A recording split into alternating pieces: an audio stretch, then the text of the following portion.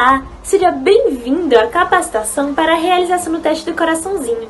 Este evento é um oferecimento da Universidade Federal do Rio Grande do Norte e conta com os apoios da Propesc, da Proex, da Soperne e da Universidade Potiguar.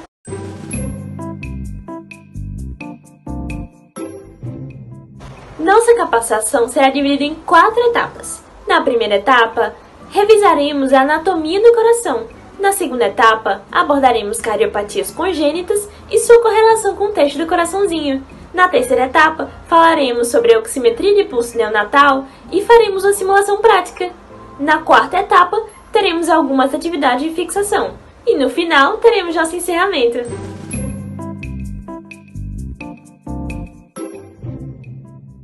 Antes da nossa exposição teórica, vamos conhecer um pouco sobre o projeto Teste do Coraçãozinho. Surgimos em 2015 e, nesse ano, a Maternidade Escola Januário Cico doou oxímetros de pulso para o projeto. Dessa forma, conseguimos capacitar estudantes e profissionais da área da saúde a se tornarem aptos a realizar o teste do coraçãozinho. Atuamos, então, em centros maternos e infantis, instituições de ensino públicas e privadas. No início do projeto, realizávamos as capacitações no município de Natal. Em seguida, conseguimos levar as nossas atividades para a região metropolitana. E, no ano de 2019, tivemos um marco muito importante para o projeto, que foi o processo de internalização. Assim, conseguimos realizar nossas capacitações também no interior do estado do Rio Grande do Norte. Já no ano de 2020, outro marco importante para o projeto foi a doação de oxímetros de pulso pela Sociedade de Pediatria do Rio Grande do Norte.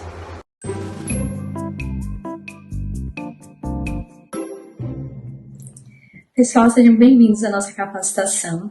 Meu nome é Letícia, eu sou instrutora do teste do coraçãozinho desde 2019. E antes da gente abordar e aprofundar acerca do teste do coraçãozinho, da sua importância, nós vamos abordar brevemente a anatomia do coração e o seu funcionamento, tanto na circulação pré-natal como na circulação pós-natal, evidenciando as suas principais diferenças. Então, observando na imagem aqui mais à esquerda que está sendo projetada, a gente pode identificar que o coração ele é um órgão que está localizado entre os pulmões, numa região conhecida como mediastino, sendo apoiado sobre o diafragma, que é esse músculo em formato de célula que a gente consegue observar aí na imagem, e é envolto por uma bolsa rica, feita de tecido conjuntivo, que é tecido rico em colágeno, conhecida como saco pericárdico.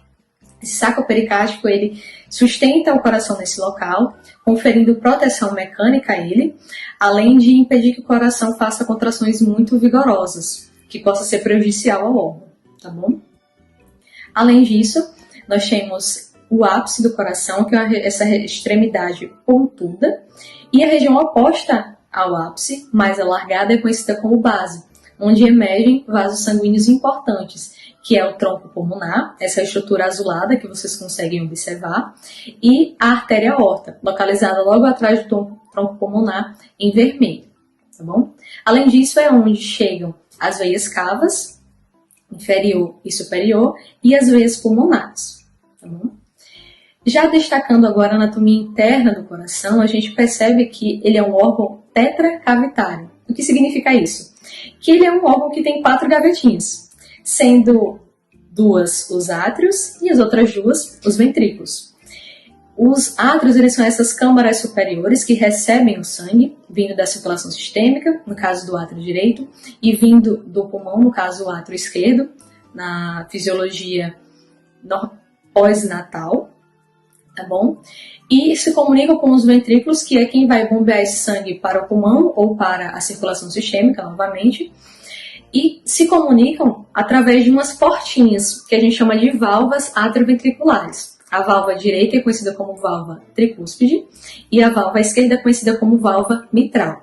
E percebam que essas portinhas, elas são conectadas a uma espécie de cordinhas, daí o nome cordas tendinhas, que sustentam essas válvulas durante a contração, e por sua vez essas cordas tendinhas, elas são sustentadas ao miocárdio, que é a camada muscular do coração, responsável pela contração muscular, que nessas protusões, nessas protuberâncias, na verdade, do músculo, que nós chamamos de músculo papilar. Outra característica importante é que os átrios e os ventrículos eles são separados entre si através de uma parede conhecida como septo. Tanto entre os átrios o septo interatrial e entre os ventrículos o septo interventricular. Outra coisa é que no átrio direito desembocam as veias cavas inferior e superior e no átrio esquerdo desembocam as veias pulmonares. Okay? Do ventrículo direito emerge o tronco pulmonar e do ventrículo esquerdo emerge a artéria aorta. Agora, destacando em relação à fisiologia desse coração, é importante entender que a circulação pré-natal e pós-natal, elas necessitam ser diferentes. Por quê?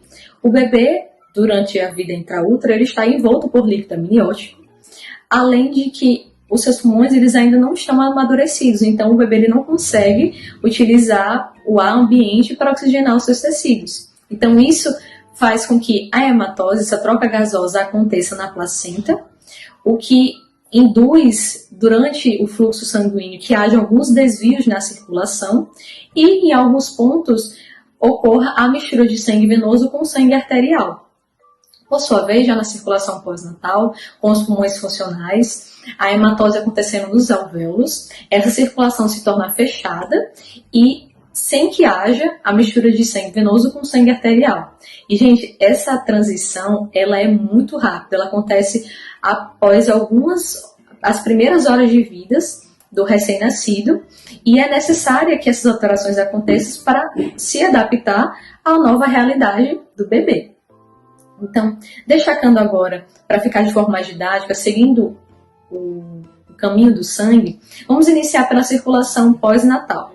O que a gente sabe? Que o nosso sangue venoso, que está cheio de gás carbônico, ele tem que chegar no coração para sofrer a troca gasosa nos pulmões. Então, as veias cavas levam para o átrio direito, que manda para o ventrículo direito, e esse manda para o pulmão para que seja oxigenado. Dessa forma, o sangue oxigenado ele vai ser enviado através das veias pulmonares para o átrio esquerdo, ventrículo esquerdo e artéria aorta, que é quem vai distribuir esse sangue para os tecidos, né? Agora rico em oxigênio. No bebê, como eu comentei, na vida intraútero, não é possível que ocorra a circulação dessa forma, uma vez que os pulmões eles ainda estão em formação e eles estão cheios de líquido. Então, isso faz com que a pressão seja elevada e o sangue não consiga atingir até lá. Então, qual é a diferença e quais são esses desvios na circulação pré-natal?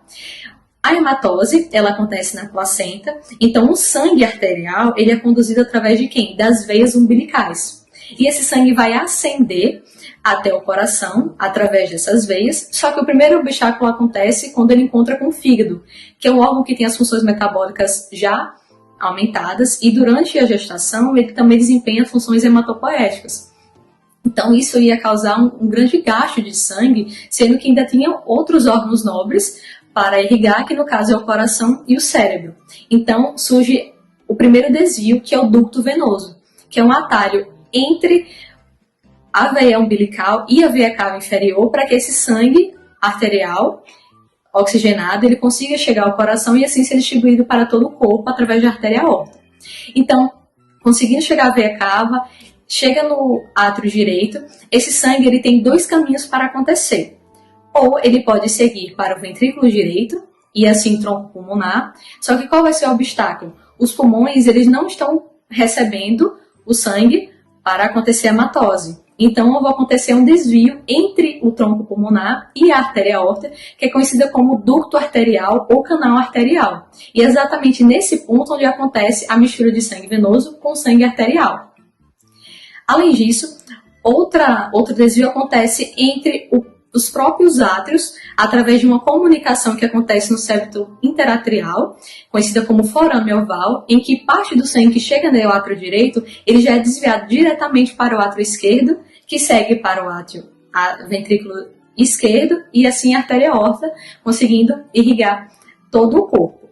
E essas são as principais diferenças em relação à circulação sistêmica e os desvios que acontecem na circulação pré-natal e pós-natal.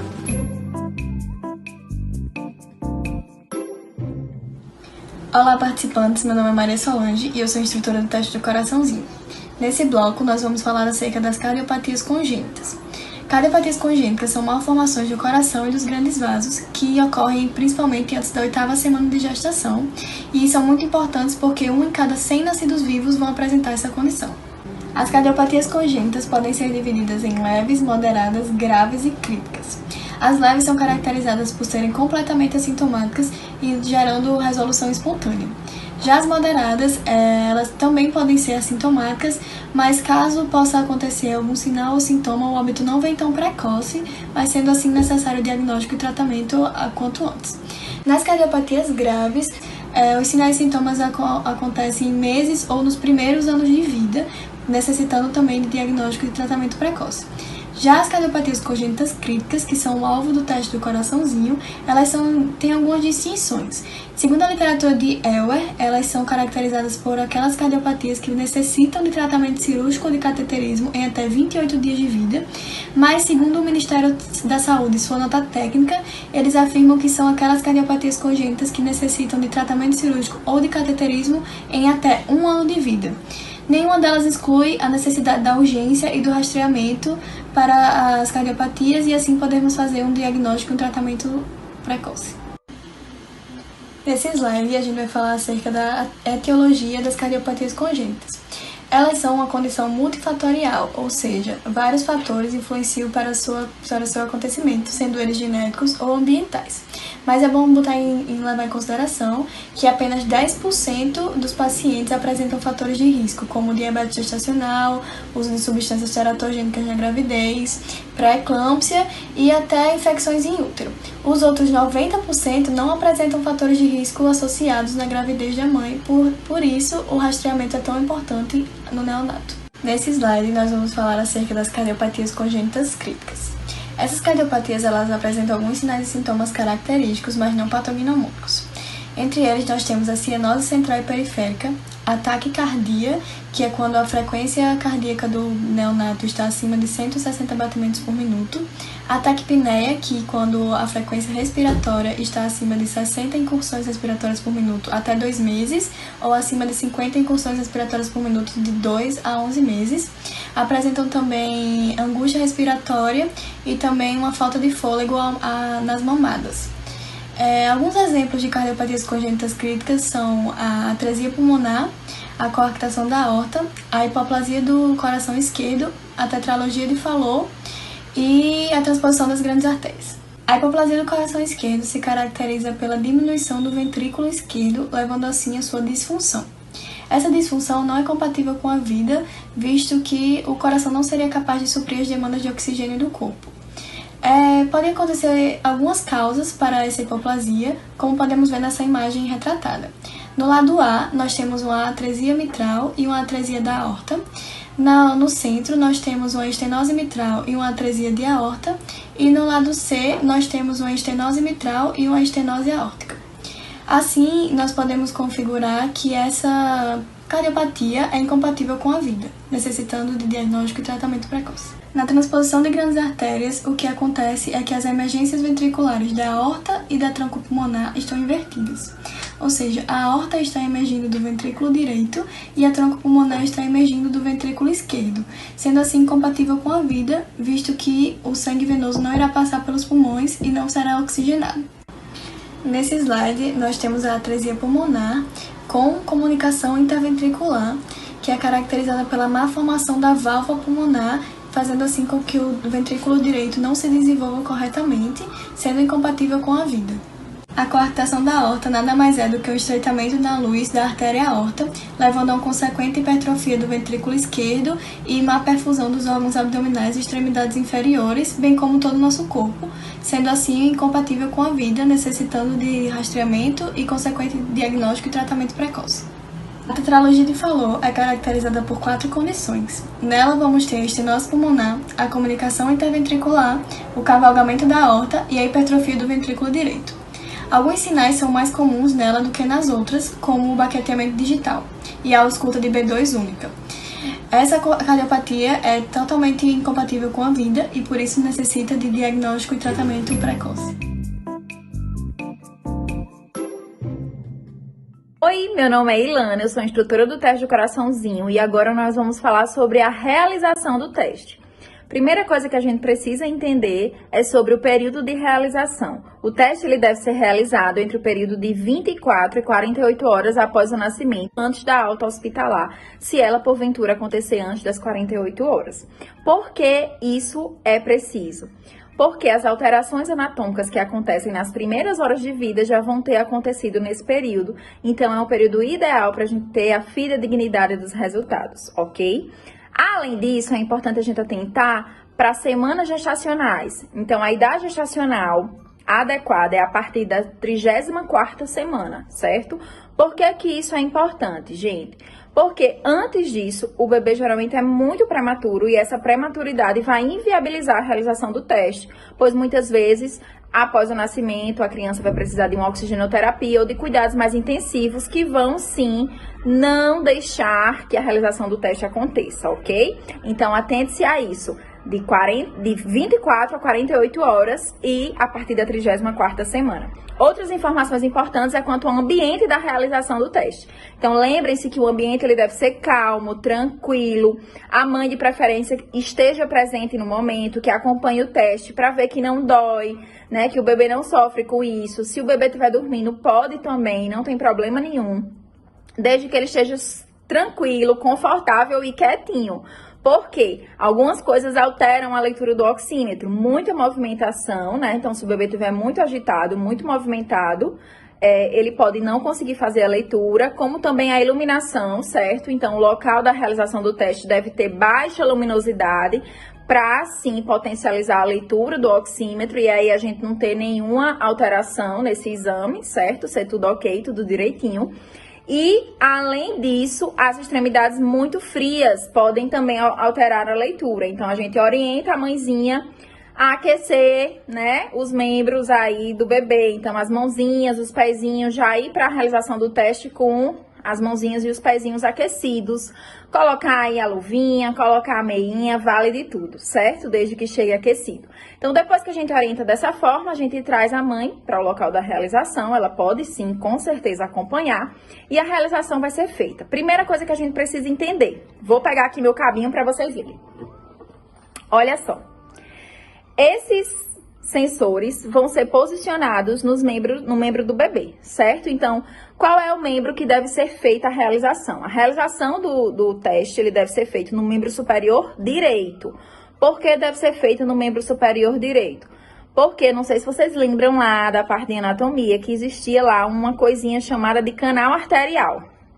Esse canal arterial, ele pode persistir após esse período. E aí, essa persistência pode fazer com que, na hora da leitura, se eu estiver mensurando lá, fazendo a leitura no meu membro superior esquerdo, eu possa ter a leitura desse sangue que ainda é um pouco misturado. Ainda tem sangue arterial e ainda tem sangue venoso.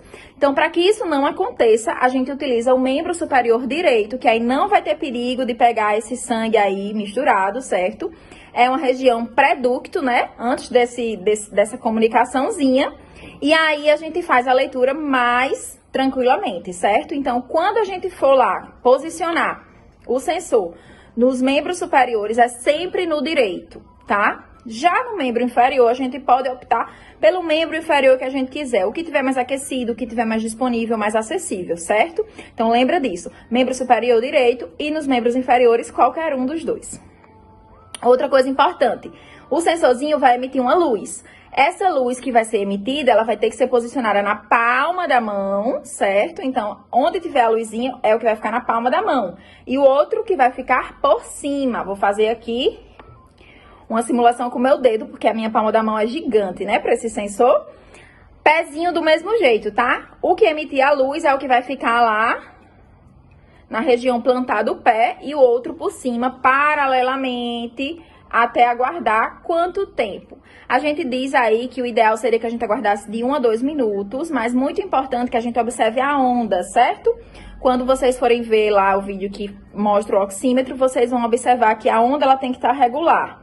A onda regular é muito importante, então não apenas esperar o tempo, mas também observar a regularidade da onda, pelo menos 2 ondas regulares para a gente ter aí a certeza e a fidedignidade desses resultados, tá bom? Além disso, vamos entender e ver agora, visualizar os aparelhos. Então, já adiantei aqui, ó, os meus sensores aqui, mas existem esses sensores aí que vocês estão vendo, que são bem mais modernos, que já tem aí tipo uma abraçadeirazinha, que já encaixa no pé bonitinho e são mais fáceis de posicionar. Se a gente encontra esses aqui, que são realidades de muitos locais, aí a gente vai ter que fixá-los, que segurar, que ter um cuidado, porque eles são soltos, né? Esses fixos são bem mais fáceis da gente manusear. Então, esse é o oxímetro, certo? Aqui é o modelo, mas tem muitos outros modelos. O modelo não é algo que vocês têm que se atentar. O que vocês têm que se atentar é o que o oxímetro me dá, certo? Então, o oxímetro ele vai me dar dois valores. Ele vai dar a saturação e ele vai dar também a pulsação, os batimentos, né?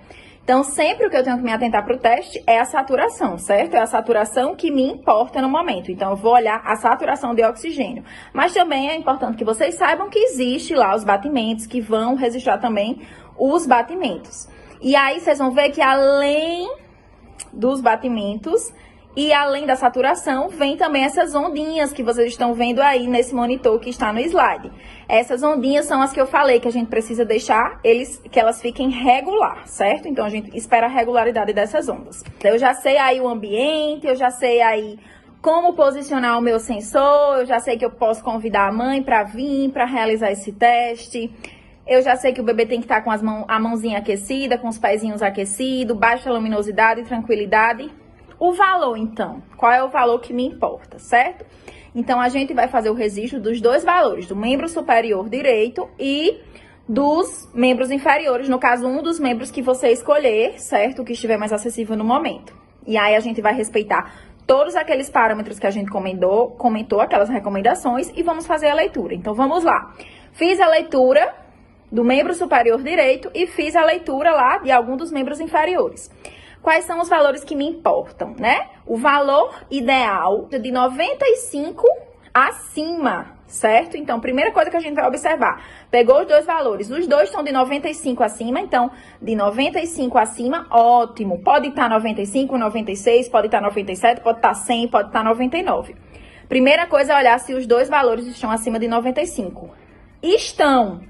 Então, eu vou observar a segunda coisa, a diferença entre esses valores é mais do que 3 ou 3. Vou dar um exemplo. O membro superior lá deu 95. Mas o membro inferior deu 99. De 95 para 99. 96, 97, 98, 99. A diferença deu 4, deu mais de 3. Né? Se essa diferença é 3 ou mais, aí esse exame ele está alterado, certo? Então, preste atenção nisso. Primeira coisa, deu acima de 95, beleza. Mas só isso não basta. Eu preciso avaliar se os dois têm uma diferença maior ou igual a 3. Se for maior ou igual a 3, a gente vai precisar realizar esse teste novamente. Depois de 1 hora, a gente convida novamente essa mãezinha para trazer o bebê, certo? Não deu alterado, deu 95, os dois acima de 95 e um deu 96 e outro 97. A diferença foi só 1. Então, se esse bebê tá tudo ok, tá acima de 95 e a diferença entre os dois não é maior ou igual a 3, esse bebê segue para a rotina normal. Você não precisa se preocupar, não precisa repetir, não precisa encaminhar, nada disso, certo? Porém, se eu faço dá alterado uma vez, eu não encaminho logo, né? Eu vou realizar novamente depois de 1 hora. Se depois de 1 hora eu faço e dá ok, o bebê segue para a rotina normal, certo? Mas se eu faço depois de 1 hora aquele primeiro exame alterado e dá alterado novamente depois de 1 hora, aí esse bebê deve sim realizar o ecocardiograma, né? Deve ser referenciado para a realização do ecocardiograma. Lembrando, gente, que a gente precisa conversar muito com essa mãezinha, que eu vou já falar sobre isso, porque às vezes a mãezinha assusta. E lembrem que esse é um teste de triagem, não é um teste de diagnóstico, isso tem que ficar bem claro, certo? Mas então, como é que a gente registra? Essa é uma parte importante, certo? A gente precisa registrar esses resultados. Para isso, nós vamos registrar em 2 locais. Existe a caderneta e existe o prontuário. Então, o registro ele deve ser feito tanto na caderneta quanto no prontuário, tá bom? Muito importante que, se a gente puder já fazer o carimbinho, né? A maternidade já tiver o carimbinho, ótimo, como vocês estão vendo aí no slide. Por quê? Porque esse carimbo aí, já vai dar super certo. Esse carimbo aí, você só vai anotar lá os valores das saturações, a data, a hora, o responsável já tá lá registrado, tá bom? Mas tem que registrar nos dois. E o carimbinho também pode ser usado na caderneta da criança. Existe a caderneta da criança antiga, que aí não tem local para saturação. A gente vai ter que abrir lá na página 40, carimbar e registrar, certo? E a caderneta nova, não sei se vocês vão conseguir ver, mas acho que sim. Já vem com o local das triagens neonatais. E aí já vem aqui, ó, teste do coraçãozinho. Então já vem o local pra gente fazer lá essa anotação, certo? Mais importante também é a comunicação, comunicar com essa mãe, falar com essa mãe, né? Então, explicar, como eu tinha falado anteriormente, explicar que esse é um teste de triagem, não é um diagnóstico, mas que é importante para o bebê, né? Que pode sim ser crucial para o diagnóstico de cardiopatias, que o bebê, ele não vai sofrer com a realização do teste, não vai doer, não vai ser incômodo, que ela pode acompanhar, que ela pode ver a realização. Então, tudo isso a gente tem que deixar muito claro para a mãe se sentir muito à vontade, certo? A gente precisa compreender também o período em que ela está passando, né? Às vezes um período mais difícil, ainda tá ali com as dores pós-parto. Então, o puerpério tem muito disso. Então, precisa dessa compreensão. E precisa também, pessoal, que a gente adeque muito a linguagem, tá? Nem todo mundo tem uma linguagem técnica. Às vezes a mãe não entende alguns termos técnicos que você vai falar. Então, adeque a linguagem. Passe confiança, né? Converse, explique. Quanto mais a gente conversar, melhor vai ser a adesão a essa mulher para a realização do teste do seu bebê. E, muito importante, a gente tem que pedir a autorização, certo? Então, nunca posso pegar um bebezinho ali na enfermaria, vou lá realizar o teste do coraçãozinho. Tem que explicar para a mãe, tem que pedir autorização para a sua realização. Sempre esclareça as dúvidas, sempre oriente, porque quanto mais a gente orientar e deixar essa mãe segura, melhor, né? Então, muito importante que a gente esclareça todas as suas dúvidas e que ela se sinta muito tranquila para a realização, que não fique assustada caso o exame dê alterado, porque, como eu falei para vocês, esse é um teste de triagem, né? E aí a gente pode explicar, olha, mas que bom que a gente conseguiu triar. Pode ser que não seja nada, mas se for, a gente já tem um indicativo e já pode tratar e já pode cuidar o mais precocemente possível, tá bom? Então, é dessa forma que a gente faz a realização. Pessoal, então agora vamos ver como se faz a realização do teste do coraçãozinho. Vamos focar aqui no monitor, onde a gente vai poder observar dois valores, certo? Então, nós vamos ter o valor da saturação e nós vamos ter o valor do pulso. O que nos importa para o teste é o valor da saturação, tá bom? Então, é este superior. Como eu estou verificando em mim, né? A bonequinha não tem como. A gente tá vendo que minha saturação está 97, tá? Então, estou saturando 97. E o que é que a gente vai esperar para fazer essa anotação? O importante é que as ondas elas estejam regulares, né? Existe aquele tempo de 2 minutos, mas o mais importante é que a gente tenha uma regularidade nas ondas, tá? Muito mais do que o tempo. Então, não adianta esperar 2 minutos se não estiver regular, tem que esperar regular. Como eu estou falando, me movimentando, é mais difícil ela ficar regular, mas a gente aguarda. Vocês estão vendo agora nesse momento que tá bem regular. E aí a gente faz a anotação, tá bom? Vamos agora ver aqui na bebê, certo? Então, como nós já tínhamos comentado, a gente vai utilizar o membro superior direito, tá? Com o sensor que estiver a luzinha, a gente apoia na palma da mão, certo? O outro a gente vai colocar na região acima, sempre paralelamente, tá? E vamos aguardar a regularidade da onda, 2 traçados no mínimo para fazer a leitura. Como também vamos escolher qualquer um dos membros inferiores, apoiando a região que tem o sensor na região plantar.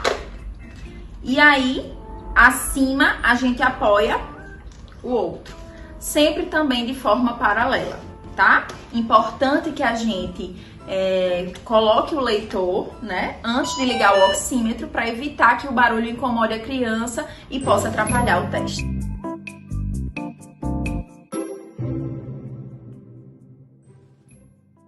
Meu nome é Cibele, sou enfermeira e coordenadora discente do projeto do teste do coraçãozinho. Estamos aqui hoje na Maternidade Escola Januário Cico localizada no município de Natal, no Rio Grande do Norte. Para vocês conhecerem melhor, é uma maternidade pública da Universidade Federal do Rio Grande do Norte, administrado pela empresa Bicé. A MEGEC, como é conhecida, é uma maternidade escola, cenário de prática das capacitações do teste do coraçãozinho e também referência na capacitação do Estado. Aqui é o alojamento conjunto, também conhecido como Unidade de Obstetrícia 2. É um sistema hospitalar que possibilita a prestação de todos os cuidados assistenciais, bem como a orientação à mãe sobre a saúde do binômio mãe e filho, além de proporcionar e fortalecer o vínculo da mãe e filho, permitindo a tranquilidade e a confiança a ambos. Aqui é a sala de prestação de atendimento integral ao recém-nascido. Nela, os profissionais realizam o teste do coraçãozinho. Temos aqui o cartaz do fluxograma do teste, o oxímetro, e quando as extremidades do RN não estão bem aquecidas, como já vimos na capacitação teórica, que isso dificulta a realização do teste, temos um berço aquecido para nos auxiliar. Agora que vocês já assistiram à parte teórica, vamos para a parte prática. Contamos com a participação da técnica de enfermagem e instrutora do projeto do teste do coraçãozinho, Amanda. Bom dia, Girlaine. Eu me chamo Amanda, sou técnica de enfermagem da instituição e instrutora do teste do coraçãozinho. Vim te convidar para que possamos realizar o teste do coraçãozinho. Você sabe para que serve o teste do coraçãozinho? Serve para que os recém-nascidos, inclusive o seu Miguel, possa passar por uma triagem em relação às doenças cardíacas congênitas. E você entende a importância da realização do teste? Girlaine, é importante porque depois que o teste é feito, caso exista alguma alteração, continua se investigando através de outros exames e médicos especializados para que possa ser concluído um diagnóstico. Para a realização do teste, vale reforçar que as extremidades precisam estar bem aquecidas e a sala com baixa luminosidade. O RN ele pode ficar no colo da mãe e o que é que acontece? Ela pode amamentar e com isso o bebê vai ficar mais calmo e vai facilitar a realização do exame. Em seguida, no momento da realização do teste, após seguir todas as etapas explanadas na capacitação teórica, ligamos o oxímetro para verificar a luz dos eletrodos. Depois, desligamos o oxímetro. Em seguida, no membro superior direito, na palma da mão do bebê, posicionamos o eletrodo e aguardamos 2 padrões de ondas regulares para assim realizar a leitura. Como a saturação do membro superior direito deu 94%, vamos ter que aguardar mais 1 hora para uma nova aferição. Olhe, mãe, veja só. O teste do coraçãozinho, ele deu uma alteração e a gente vai precisar repetir o exame após 1 hora.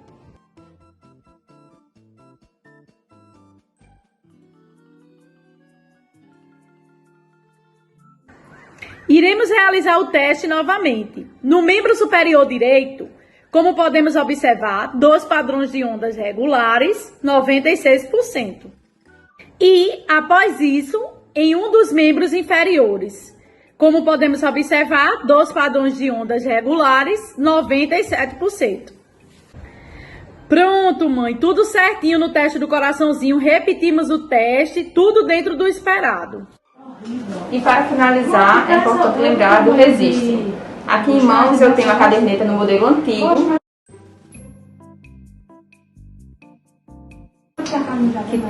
Podemos ver aqui na página 40, podemos fazer nesse espaço em branco a anotação.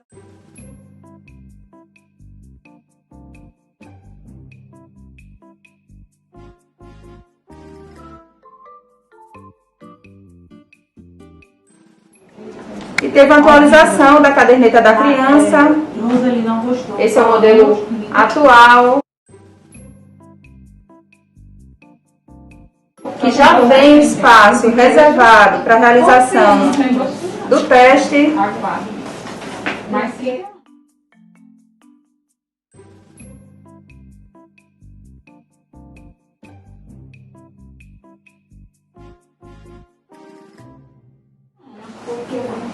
E é importante lembrar que também é preciso fazer o registro no prontuário. Então aqui está a prescrição, vamos fazer o registro. No prontuário também do recém-nascido.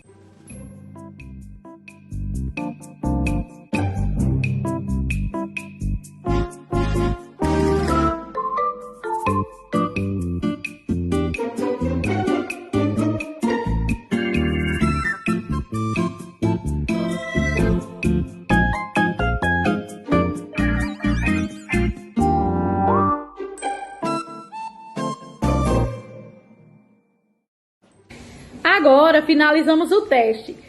Queremos agradecer à Maternidade Escola Januário Cico por ter disponibilizado o espaço, né, para a gente poder estar trazendo para vocês a respeito do teste do coraçãozinho. E o projeto do teste do coraçãozinho está à disposição de todos vocês.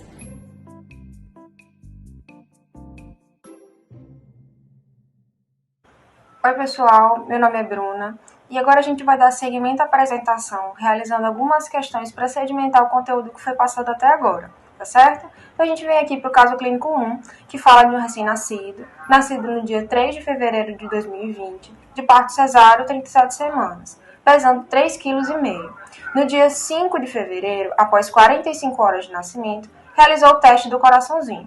Os achados foram de saturação de oxigênio de 98% no membro superior direito e saturação de 96% no membro inferior esquerdo.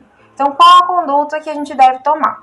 Bom, no momento inicial, a gente tem que avaliar 2 critérios para saber se a criança está apta ou não a realizar o teste, certo? Então, esses critérios são a idade gestacional, que tem que estar acima de 34 semanas. Nesse caso aqui, a criança cumpre o requisito porque ela está com 37 semanas. Certo? E a quantidade de horas que se passaram desde a hora do parto. O protocolo recomenda que o teste seja realizado de 24 a 48 horas de nascimento, certo? E a criança tem 45, então até aqui tudo ok. Em relação aos achados, o protocolo especifica que para uma criança estar saudável, certo? Ela precisa ter as 2 medições acima de 95 ou igual a 95, certo? E a diferença entre elas tem que ser menor que 3, certo? Vendo aqui a situação da criança onde foi realizada esse teste, ela tem uma saturação de 98 no membro superior e 96 no membro inferior. Então as duas estão acima de 95 e as duas têm uma diferença apenas de 2. Então, essa criança está saudável e a gente faz o segmento neonatal de rotina, tá? Oi, meu nome é Maria Luísa, sou gestora do teste do coraçãozinho e fiquei responsável de analisar com vocês o segundo caso clínico. Então, nesse caso, o RN é nascido no dia 8 de 3 de 2020, de parto normal, idade gestacional de 40 semanas, com peso de 4 kg. Após 36 horas de vida, realizou o teste do coraçãozinho e o resultado foi: a aferição no membro superior direito deu 98% e a aferição no membro inferior esquerdo deu 95%. De início, nós precisamos analisar 2 aspectos importantes, que é o tempo gestacional e o tempo de vida desse neonato em que o teste foi feito. Nesse caso, o tempo gestacional foi de 40 semanas. Está dentro do ideal, porque o tempo considerado parâmetro é que o teste seja feito acima das 34 semanas gestacionais. O tempo de vida em que o teste foi feito foi de 36 horas e também está dentro do padrão, porque o tempo considerado normal, ideal para fazer esse teste, é entre 24 e 48 horas de vida desse neonato. Quando se analisa o resultado dos exames, né, do teste, na verdade, nota-se que as 2 aferições são iguais ou superiores a 95%. Fato que deixa elas dentro do correto, né, dentro do valor ideal.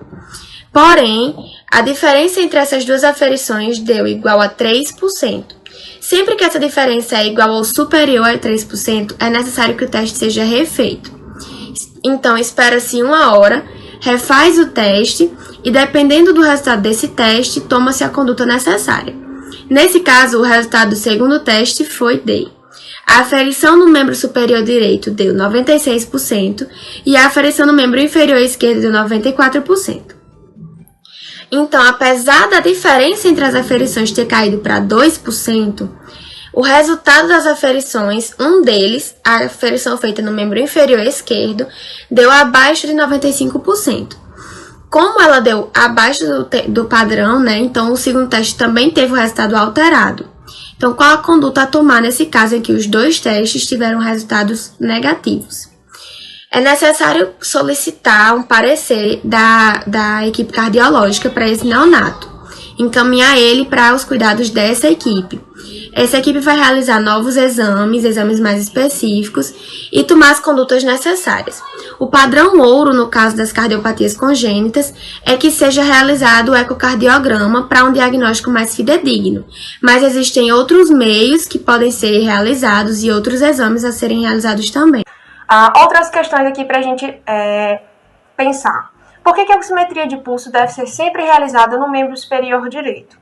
Passando aqui para esse slide, a gente vai precisar revisar um pouquinho da anatomia. A gente sabe que o coração é formado por 4 câmaras, 2 átrios e 2 ventrículos. As câmaras direitas, elas recebem o sangue venoso e vão enviar esse sangue venoso para o pulmão, para que lá seja realizado a oxigenação desse sangue, certo? Então, ele vem aqui pela artéria pulmonar.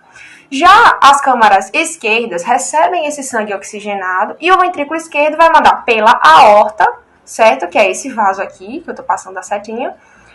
Vai mandar pela aorta esse sangue oxigenado para o corpo inteiro, tá certo?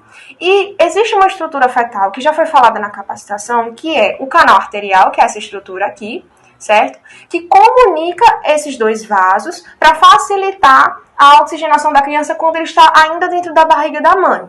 Essa estrutura não é necessária quando o bebê nasce e, portanto, ela deve se fechar. Mas em alguns momentos pode haver a persistência desse canal e a mistura do sangue venoso que passa na artéria pulmonar com o sangue arterial que está passando pela aorta, tá certo? Mas qual é a relação disso com a aferição no membro superior direito ou esquerdo? Vamos lá. A gente sabe que da aorta está saindo 2 vasos, que são as artérias subclávias. No caso, seria essa aqui, ó, em rosa, artéria subclávia esquerda, e essa outra aqui, artéria subclávia direita, tá certo? E aí a gente percebe que a artéria subclávia esquerda, ela tá saindo justamente em uma posição ali bem próxima do canal arterial, tá certo? Porque ela tá saindo pro lado esquerdo, aonde acontece essa comunicação. Então, se a gente fizer a medição nesse lado, no lado esquerdo, o sangue que está vindo para essa artéria pode ser um sangue que já passou por uma mistura, certo? Já passou pela mistura do sangue venoso com o sangue arterial, certo? Então, nesse caso, a gente pode ter uma falsa leitura, a gente pode ter uma leitura que acuse baixa saturação, simplesmente porque o canal da criança ainda não fechou, tá certo? Pode ser uma cardiopatia? Pode, mas em grande maioria dos casos a gente teria muitos falsos positivos, simplesmente porque ainda não houve fechamento completo do canal arterial. E isso não acontece na artéria subclávia direita, porque ela sai antes de haver essa comunicação. Ela está saindo para o lado direito e o tronco aórtico passa, e a artéria aorta passa para o lado esquerdo, certo? Então, a comunicação ocorre do lado esquerdo. Do lado direito não há essa comunicação. Então, eu sei que todo o sangue que já foi oxigenado pelo bebê saiu do ventrículo esquerdo e veio pela aorta, a gente sabe que esse sangue está vindo direto para essa artéria aqui. De modo que a leitura que eu fizer no braço direito vai estar exatamente fiel à saturação real dessa criança. Então, aqui a gente minimiza a possibilidade de erros de falsos positivos, tá certo? Voltando aqui à questão 2, fala por que é recomendada a realização da oximetria em recém-nascidos a partir de 34 semanas. Veja, o protocolo recomenda que seja feito o teste nessas crianças porque nessa idade gestacional os sistemas já estão maturados, tá certo? Então, quando a criança nasce, ela já tem capacidade de realizar o bombeamento de sangue, a oxigenação pelos pulmões, de uma forma madura, de uma forma independente da mãe. Se a criança é prematura, se a criança é abaixo dessa idade gestacional, é muito provável que ela tenha dificuldade em realizar essas atividades, porque os órgãos dela ainda não estão perfeitamente formados. Tanto que quando essas crianças são prematuras, elas geralmente vão para a UTI neonatal, ficam sob cuidados especiais, uma atenção diferenciada, para poder lidar com essa imaturidade. Então, se a gente fizesse testes em crianças que estão abaixo dessa idade gestacional, a gente iria colher dados de saturação que não estão realmente fiéis a uma, vamos dizer assim, a uma condição de cardiopatia congênita, porque essa criança simplesmente tem uma imaturidade dos sistemas dela. Não é porque ela tem uma cardiopatia congênita na maior parte das vezes. É simplesmente porque os órgãos não estão maduros o suficiente para poder lidar com aquela situação fora da barriga da mãe. Tá? Então a gente minimiza novamente a quantidade de falsos positivos realizando acima dessas 34 semanas. Agora nós vamos pensar um pouco sobre a questão 3, que traz à tona a questão do RN, que está sobre a influência de oxigenoterapia, né? Como proceder quando esse neonato está em oxigenoterapia. Então, não existe um protocolo considerado como certo, como padrão, né? O que existem são estudos que indicam condutas variadas. Como assim? Alguns estudos indicam 12 horas de espera após a saída da oxigenoterapia, outros falam entre 48 horas, outros 24. Então, não existe um tempo padrão, né? Um tempo considerado como ideal. O que tem-se certeza é que é necessário esperar um tempo para esse neonato sair da oxigenoterapia e ficar independente dela. O tempo mínimo visto hoje em estudos é o de 12 horas, que esse neonato sai da oxigenoterapia, mas é importante lembrar que a conduta vai variar de acordo com o padrão da maternidade, né, em questão. A maternidade adota algumas condutas, e é importante a gente lembrar que por que deve-se esperar esse tempo mínimo de 12 horas, que é considerado mínimo por alguns estudos, mas que pode variar, como eu falei. Por que esperar um tempo e não fazer assim que o neonato sai da oxigenoterapia? Se for feito assim que o neonato sai da oxigenoterapia, o resultado pode ser um falso negativo. O resultado do teste acaba não sendo fidedigno realmente ao que a oxigenação que esse neonato está fazendo. Por quê? Porque esse teste vai sofrer influência ainda dessa ventilação artificial que o neonato estava tendo contato. Então, é necessário esperar esse tempo para que uma cardiopatia congênita não passe despercebida nesse neonato, não acabe tendo problemas maiores no futuro.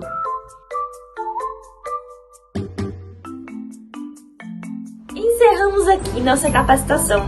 Gostaríamos de agradecer a coordenadora do projeto, Gisele Corrêa Pacheco Leite, médica cardiopediatra do Hospital Universitário Onofre Lopes e professora da Universidade Federal do Rio Grande do Norte. Deixamos o e-mail e o Instagram dela. Deixamos também o nosso e-mail e Instagram do projeto, testedocoraçãozinhofrn@gmail.com, e nosso Instagram é tc.frn. Nos sigam, fazemos várias postagens sobre o teste do coraçãozinho, sobre cardiopatias congênitas e sobre os eventos que realizamos. Falem conosco! Apresentamos aqui as referências bibliográficas utilizadas na nossa apresentação. Agradecemos a sua participação e esperamos que a experiência tenha sido proveitosa. O nosso objetivo maior é que você tenha aprendido a aferir a oximetria de pulso, podendo incorporar na sua rotina de trabalho ou no seu futuro profissional. Dessa forma, será garantido o direito a todos os neonatos de realizar o teste do coraçãozinho ainda na maternidade. Assim, você poderá colaborar para o diagnóstico precoce das cardiopatias congênitas e melhorar a assistência à saúde materna e infantil do nosso país.